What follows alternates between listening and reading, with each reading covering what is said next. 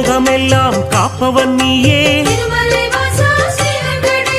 பூவான நெஞ்சம் கொண்டவன் நீயே, காலங்கள் யாவும் கடந்தவன் நீயே,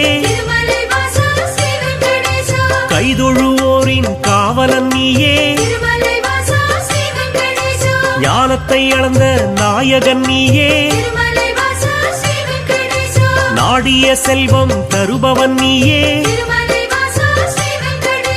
கோல எழிலை கொண்டவன் நீயே, கோவிந்தா என்றால் அருள்பவன் நீயே,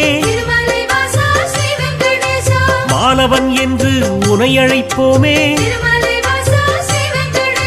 மாமலை எழில் வாழ்பவன் நீயே,